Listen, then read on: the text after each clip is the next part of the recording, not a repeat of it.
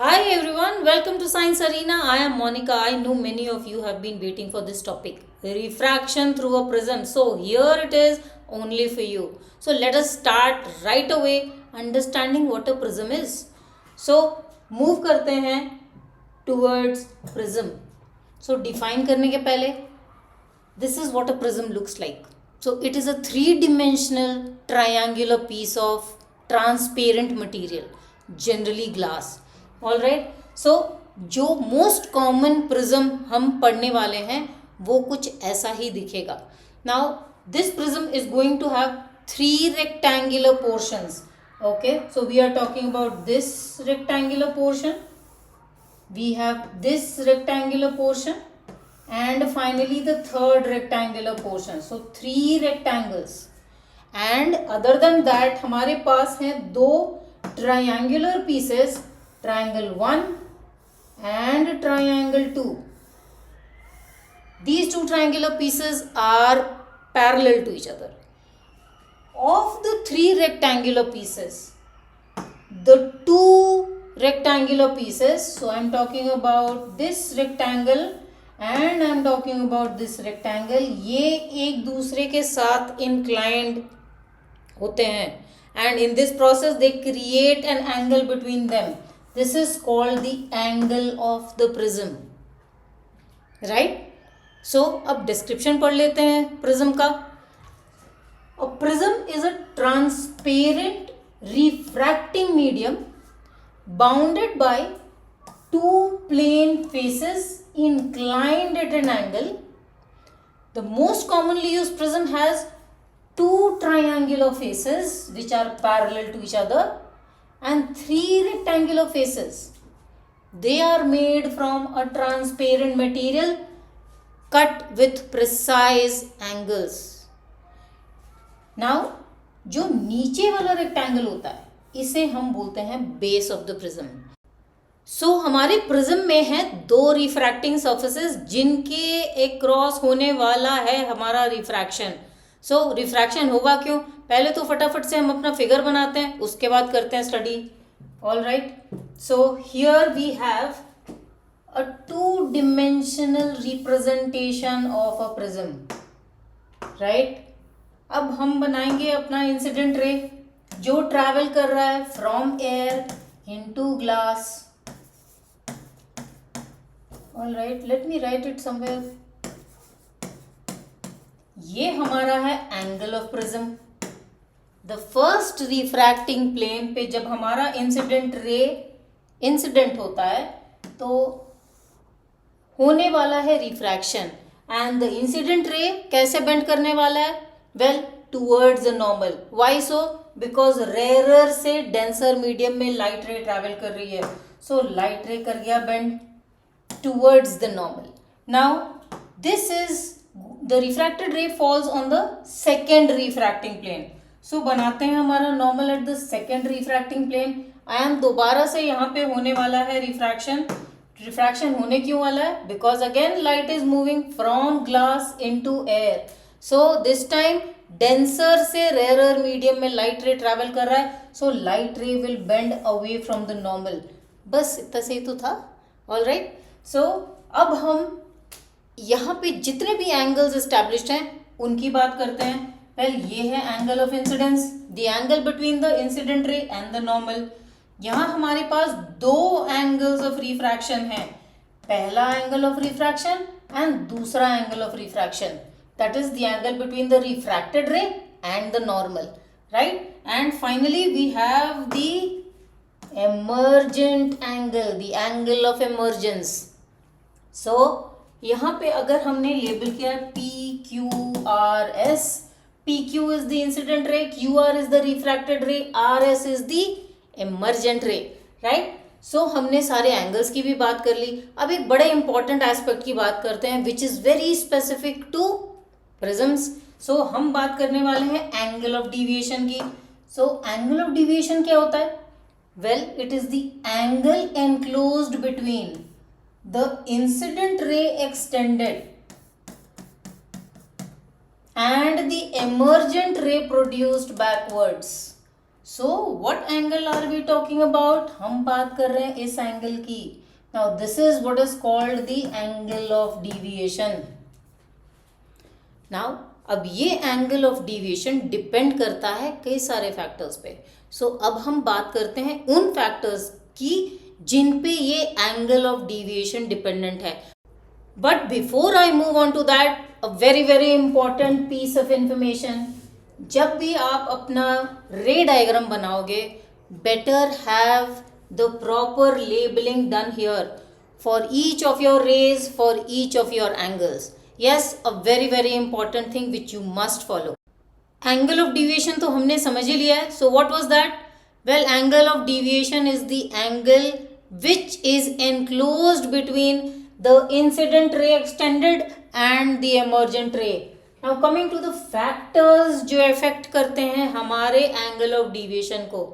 First and foremost, angle of incidence. Now जैसे जैसे angle of incidence बढ़ता है, एंगल ऑफ एमर्जेंस पहले कम होता है. And after that when the angle of incidence और ज़्यादा बढ़ने लगता है तो एंगल ऑफ डिविएशन वापस से इंक्रीज होने लगता है. सो इस कॉन्सेप्ट को हम एक बार थोड़ा और डिटेल में करेंगे.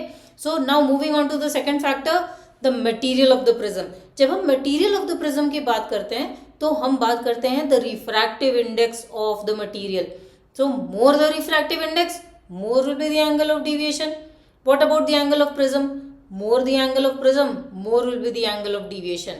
Now last but not the least, wavelength or color of light ray. So angle of deviation dependent है wavelength पे. The more the wavelength, the lesser will be the deviation. How is that? Because refractive index is inversely proportional to the wavelength of light ray. So जैसे जैसे बढ़ेगा wavelength वैसे वैसे कम होगा angle of deviation. So these were the factors affecting the angle of deviation. So जैसा कि मैंने कहा था हम करेंगे angle of incidence and angle of deviation के relationship को थोड़ा डिटेल में स्टडी. ये है हमारा ग्राफ जो रिलेट कर रहा है एंगल ऑफ इंसिडेंस और एंगल ऑफ डिविएशन को. सो इसको स्टडी कर लें. So if you look at this graph, जैसे जैसे एक्स एक्सिस पे हमने बनाया हुआ है angle of incidence, Y axis पे है एंगल ऑफ डिविएशन. अब यहां नोटिस करें जैसे जैसे एंगल ऑफ इंसिडेंस बढ़ रहा है till the point I, the angle of deviation decrease कर रहा है and it hits a minimum value जिसे हम बोलते हैं angle of minimum deviation. And just उसके बाद further increase in angle of incidence is going to cause the angle of deviation to increase beyond the angle of minimum deviation. So पहले angle of deviation करता है dip, it hits a minimum, this minimum value of angle of deviation को हम कहते हैं minimum angle of deviation. And उसके बाद हम और अगर एंगल ऑफ इंसिडेंस को इंक्रीज करते हैं तो एंगल ऑफ डिविएशन वापस से हो जाता है increase. At this point of minimum deviation क्या क्या होता है? वेल, पहली चीज angle of incidence becomes equal to angle of emergence. Angle of refraction 1 becomes equal to angle of refraction 2. क्या मतलब है? ऑल राइट, देख लें. सो ये रहा हमारा prism. So what we have here is angle of incidence, that means this angle is equal to angle of emergence, this angle at the position of minimum deviation. So पहली चीज angle of incidence is equal to angle of emergence. दूसरी चीज क्या होती है at the point of minimum deviation? Well, R1 becomes equal to R2. So angle of refraction 1 becomes equal to angle of refraction 2. And जो third चीज होती है वो है हमारा refracted ray becomes parallel to the base of the prism. So ये तीन चीजें automatically होती हैं. That means PQ becomes parallel to YZ. Sorry for the mess. All right. So PQ becomes parallel to YZ. सो ये तीन चीज़ें होती है at the position of minimum deviation. और अगर हमारा ये प्रिज्म इक्विलैटरल प्रिज्म है, तो मिनिमम डेविएशन एंगल होता है of value equal to 36 degree. और किस एंगल ऑफ इंसिडेंस के लिए angle of deviation minimum deviation 36 degree होता है? वेल, वो होता है for angle of incidence equal to 48 degree. क्या मतलब है? वेल, अगर ये इक्विलैटरल प्रिज्म है, सो अगर हमारी वैल्यू एंगल ऑफ इंसिडेंस की है 48 डिग्री, तो हमारा angle of minimum deviation automatically 36 degree का आता है। सो ये नंबर्स आपको रखने हैं याद। And now moving on to another very very important relationship. So किस रिलेशनशिप की बात कर रहे हैं हम? हम बात कर रहे हैं relationship between deviation, angle of prism, angle of incidence, angle of emergence and the two angles of refraction की। सो इसे करेंगे हम 3 रिलेशनशिप्स में represent. Now trying to understand the first relationship. First relationship क्या था? Del is equal to I1 plus I2 minus R1 plus R2। अब ये relationship कहाँ से आया? Derivation is not a part of your syllabus. Just in case बहुत simple understanding है geometry की, so I have tried to do it for you, so that अगर आप एग्जाम हॉल में ब्लैंक हो जाएं तो ये आएगा आपके काम और फटाफट से काम आ जाएगा। ऑलराइट, सो अगर हम देखें ये प्रिज्म में angle of incidence is equal to the vertically opposite angle this. Alright, अब ये दोनों एंगल्स इक्वल हैं, सो हम बड़े आराम से इस एंगल की वैल्यू निकाल सकते हैं। तो इस एंगल की वैल्यू कितनी होगी? I1 minus R1। वेल, ये होना चाहिए था I1, सो I1 माइनस R1 हो जाएगी इस एंगल की value. Now similarly I have this angle which is अब पूरा एंगल हमारा, ये पूरा एंगल की वैल्यू कितनी थी? I2, so only the blue angle will be how much? I2 minus R2। Now come down to the triangle PRQ। Now this is very faint. Okay, so I'm talking about PRQ as my triangle under consideration. So exterior angle del is equal to sum of opposite interior angles, that means this plus this. So I can very well write del as equal to I1 minus R1 plus I2 minus R2। Correct. अब angle of incidence को एक साथ club कर देते हैं और angle of refraction को एक साथ क्लब कर देते हैं, सो I1 प्लस I2 हो गया, माइनस हमने कॉमन बाहर ले लिया R1 प्लस R2 हो गया जी पहला रिलेशनशिप डिराइव। इतना फटाफट तो था।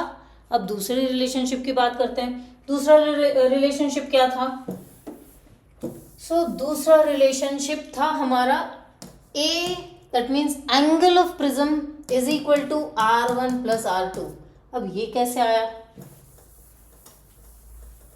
Now if this is the normal, this is our normal, तो ये एंगल 90 डिग्री होगी। अगर ये 90 डिग्री है तो इस एंगल की वैल्यू कितनी आएगी? 90 माइनस R1, बिकॉज ये R1 था, तो the angle in purple becomes 90 minus R1। वैसे ही if you go to this angle here, this is 90 degree. अब ये 90 डिग्री है, तो how much is this angle in black? Well, ये 90 माइनस R2 हो जाएगा। करेक्ट। अब हम आ जाते हैं अपने triangle XPQ। In triangle XPQ by angle sum property of a triangle क्या हो जाने वाला है? A plus 90 minus R1 plus 90 minus R2 is equal to 180 degree. Correct. So what do I get here? A plus 180 minus R1 minus R2 is equal to 180. भाई 180 तो गया. So A is equal to R1 and R2 को दूसरे side ले जाएं. R1 plus R2 हो गया. We have done it. Right. अब इन्हीं दोनों रिलेशनशिप से हमारा मिल जाएगा थर्ड रिलेशनशिप. सो हमारा पहला रिलेशनशिप था del is equal to I1 plus I2 minus R1 plus R2. This was my first equation. Now this is my second equation. Now if I add 1 and 2 तो क्या मिलने वाला है मुझे? A plus del is equal to